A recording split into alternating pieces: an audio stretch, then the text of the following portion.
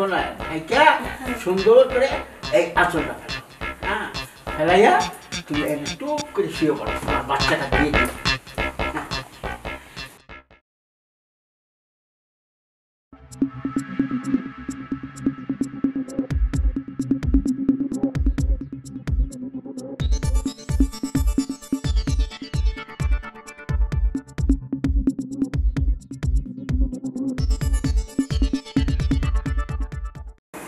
এই তোমাকে একটা কথাই বলা হয়নি। কি কথা?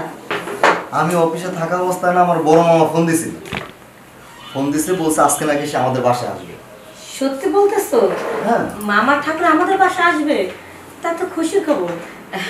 দেখো তুমি তো আমাকে কখনো মামা ঠাকুরকে দেখাওনি, আর আমি কখনো দেখিনি, গ্রামে নিয়ে গেল না। আমাকে শাদী করার পরেই তো তুমি আমাকে বাসায় রাখলা, শহরে থাকলাম, আর কখনো দেখা হয়নি। এতদিন পর মামা ঠাকুরকে দেখবো, আমার অনেক ভালো লাগছে। আচ্ছা এই করছে বাজার টাজার আছে না, ফ্রিজ তো তেমন ভালো কোনো কিছু নাই। তুমি একটা কাজ করো না, এই যে মামা ঠাকুর যা যা পছন্দ করে ওগুলো নিয়ে আসো। আচ্ছা ঠিক আছে, যা যা পছন্দ করে আমি জানি, আমি বাজার থেকে ওগুলো বাজার করে নিয়ে আসতেছি। তুমি কিন্তু সুন্দর করে রান্না করো, তোমার রান্না কিন্তু অনেক সুন্দর, আমার মামা যেন খায়া খুব পছন্দ করে, ঠিক আছে? ও নিয়ে তুমি ভাববা না, আমি এমন ভাবে মামা ঠাকুরের যত্ন করব যে মামা ঠাকুর একদম ভুলতে পারবে না। আচ্ছা ঠিক আছে, থাকো আমি তাহলে বাজারটা নিয়ে আসি। হ্যাঁ আচ্ছা, ওরা চলে আসতে পারছে কোনো সময়। আচ্ছা আচ্ছা যাই, আমি এই সুযোগে ঘরের কাজগুলো শেষ করে ফেলি, বিছানাটা গুছিয়ে রাখি।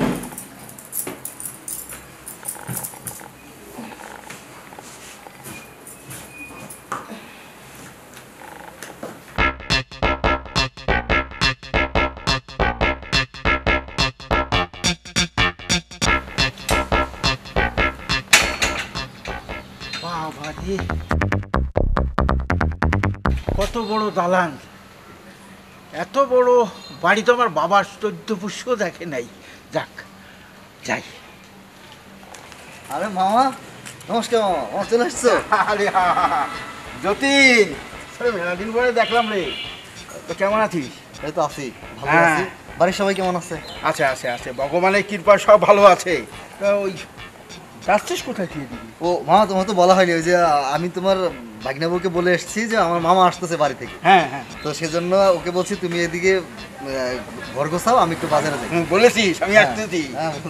বলবি তো, আমার ভাগ্না না। শোন, ওই একটা কাজ কর, কিছুক্ষণ বাজারে যাচ্ছিস। জি মামা। শোন, আমি একটু ওই ভোজন রসিক, বুঝতে পেরেছিস তো? হ্যাঁ, আমি একটু ওই খেতে ভালোবাসি। তো ওই বাজারে তখন যাচ্ছিস, ওই বড় কাতল মাছ আছে না, মাথা মোটা, হ্যাঁ ওর একটা কাতল মাছ নিয়ে আসবি। আচ্ছা হ্যাঁ, ওই কাতল মাছ সুন্দর করে পেঁয়াজ দিয়ে ভুনা করতে করি, বলবো। হ্যাঁ, তেল তেল একবার বাইকে রয়েছে। আর ওই মাথাটা না, ওটাতে মুড়ি ঘন্টা বানাইতে। মুড়ি ঘন্ট খাবে? আচ্ছা ঠিক আছে, সেটাও হবে। আরও আছে তো। আবার কি? যদি পাস মাথা মোটা, মানে ওই পিঠ মোটা দেখে দুটো ইলিশ মাছ নিয়ে আসবি। ইলিশ মাছ তো আমি আনবই। হ্যাঁ, আরেকটা আছে, আরেকটা কি? ওই পাঁঠার মাংস, এটা আমি খুব পছন্দ করি। ঠিক আছে মামা, তোমার পাঠার মাংস, ইলিশ মাছ, তারপরে তোমার ওই যে মুড়ি ঘন্ট সব হবে। হ্যাঁ, তুমি এখন যাও, যাচ্ছি। ওই পাঁঠার মাংস 2 কিলো আনবি। হ্যাঁ ঠিক আছে। ওই আবার একটু পান টান খাই, তোলা তো আর পান খাইস না, ওই বাসার থেকে বাজারের থেকে আসার সময় একটু পান নিয়ে আসবে, কাঁচা সুপারি দিয়ে। আচ্ছা হ্যাঁ, যা তুই দেরি করিস না, আমি যাই। আমার চিনবে তো? চিনবে, আমি বলে আসছি, তুমি শুধু পরিচয় দিবে। হ্যাঁ বসে আছো, যাও যাও, তুমি যে রেস্ট নাও, আমি আসছি। আচ্ছা ঠিক আছে ঠিক আছে, ভালোই হলো। কয়েকদিন বেড়ানি যাবে, মেলা দিন দালানে থাকি না। হ্যাঁ, আজকে দালানে থাকবো।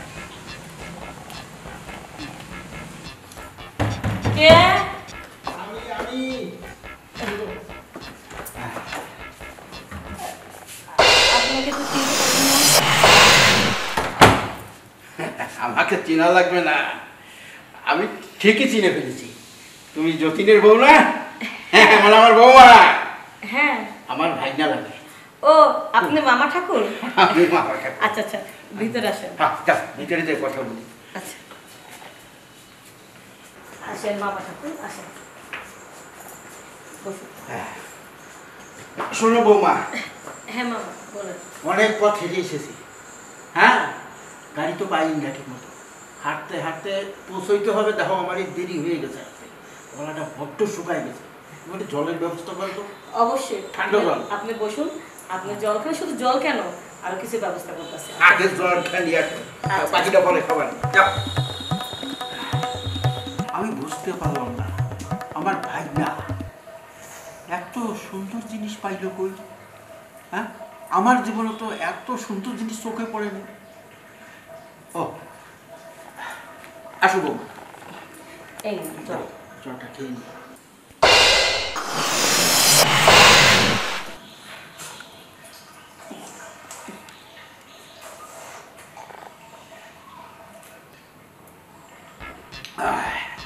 নাও, জলটা খাওয়ার পরে খুব ভালো লাগছে। বৌমা, আসলে তোমাদের বাড়িতে ঢুকে মনে হয় যে আমি একটা পরশ পেয়ে গেলাম তোমার। হ্যাঁ, তোমার সাথে এইভাবে দেখা হবে কখনো আমি ভাবিনি। আপনাকে দেখার খুব ইচ্ছা হয়েছিল, অনেকদিন বলেছিলাম আপনার ভাইটাকে, কিন্তু নিয়ে যায়নি গ্রামের বাড়িতে। এই দেখো, এটা তো মনের টান।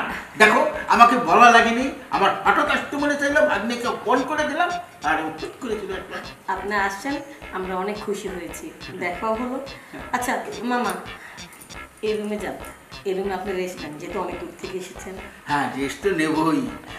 ওই ভেবেছিলাম দু একদিন থেকে তোমাদের এখান থেকে চলে যাব। দু একদিন কেন, আপনার যতদিন ইচ্ছা হয় ততদিন থাকবেন। আর মাত্র তো আসলেন, আপনি চলে যাওয়ার নাম নিচ্ছেন কেন? না না না, আর যাবো না, যাবো না। ওই এসে যেটা দেখলুম, হ্যাঁ ওটা থুইতে যাওয়া যায়। হ্যাঁ ঠিক আছে, যাও। আচ্ছা, আমি রেস্ট নিচ্ছি। বুঝতে পারলাম না ভাগ্নে এই মেশিনটা পাইল কোথায়। আমার মাথায় কোনো কাজ করছে না। এইটাকে তো ভোগ না করে যাওয়া যাবে না, কিভাবে ভোগ করা যায়? হ্যাঁ, বুঝতে পেরেছি।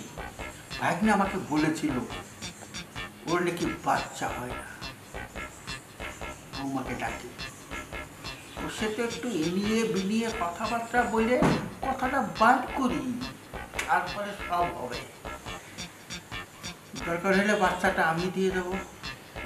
ভাগ্নে গেছে বাজারে, বৌমা গেছে রুমে, তাহলে ভাগ্নে আসার আগে আমি কামটা সেরে ফেলাই। যাই, রুমে যাই।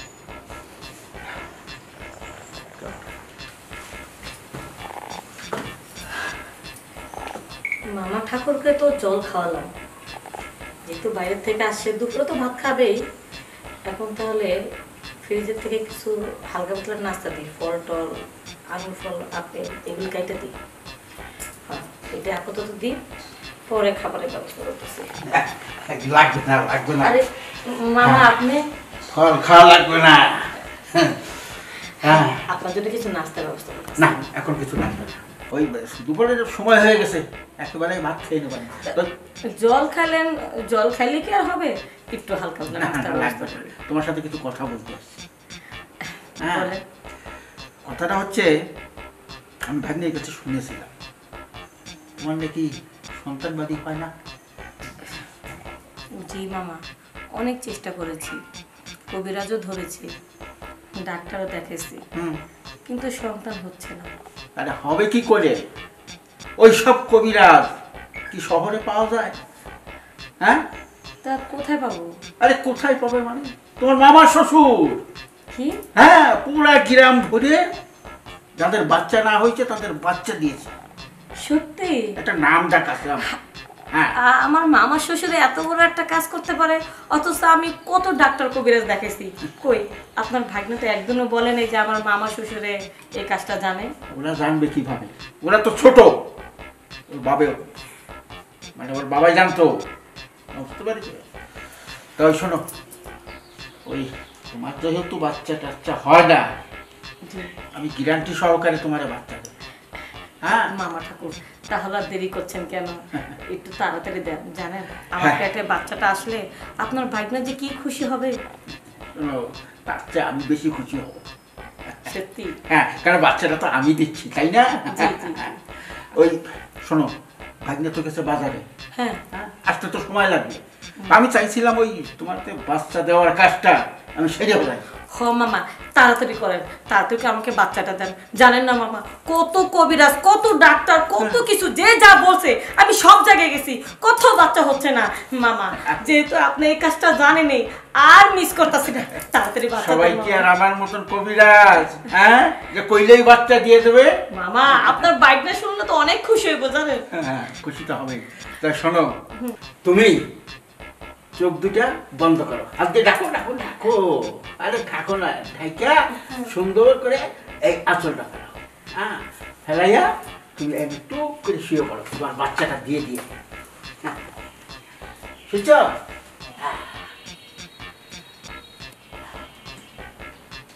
মামা হ্যাঁ। এটা কি করতেছেন? এরকম ভাবে শোয়া তো আপনার ভাগ্নও চেষ্টা করছিল, কিন্তু বাচ্চা হয়নি তো। আরে সবাই কি আর বাচ্চা দিতে পারে? সবাই যদি বাচ্চা দিতে পারতো তাহলে তোমার মামা শ্বশুর লাগতো না। এরকম করলে বাচ্চা হবে? হ্যাঁ, ভগবানের কৃপায় বাচ্চা তোমার দিয়েই যাব। আমি আর কি করবো? লাড়িকে দুটোরে মাইরে ফেলবো। লাড়ি কি নিয়ে যাবো? মামা কি রে? এসব কি? এসব কি শুরু করছো তুমি? সি সি সি। ভাগনা বউর সাথে এগুলা। এই তোমার শরীরে কি মানুষের চামড়া আছে? যদি মানুষের চামড়া থাকতো, মনুষ্যত্ব থাকতো, তাহলে তুমি ভাগনা বউর সাথে অন্তত এগুলো করতে পারতা না। আরে তোমার কি আক্কেল বোধ সব গেছে গা? হ্যাঁ, মামা শ্বশুরের সাথে শুয়ে পড়ছো? দেখো তুমি তো জানো যে আমাদের অনেক দিন ধরে বাচ্চা কাচ্চা হয় না, কতজন কত কথা বলেছে, যে যেখানে যেতে বলেছে, আমরা এমন কোনো দেশ নেই যে না গিয়েছি, সব জায়গায় তো আমরা ঘুরছি একটা বাচ্চার জন্য, কিন্তু বাচ্চা যেহেতু হয় না, যখন তোমার মামা বললো যে উনি নাকি ট্রিটমেন্ট দিতে পারে, ওনার ট্রিটমেন্টের নাকি গ্রামের অনেকের বাচ্চা হয়েছে, আমাকে বললো বোমা আমি ট্রিটমেন্ট দিলে তোমার বাচ্চা হয়ে যাবে। তারপর আমি বুঝতে পারলাম যে তাহলে তো তুমি অনেক খুশি হইবে আমার বাচ্চা হলে। তাই মামা আমাকে বললো যে তুমি চোখ বন্ধ করে শুয়ে পড়ো। আমিও মামার কথা মতো চোখ বন্ধ করে শুয়ে পড়লাম। তারপরে বুঝতে পারলাম যে তুমি যেভাবে যেটা করো মামা একই কাজ করতেছে।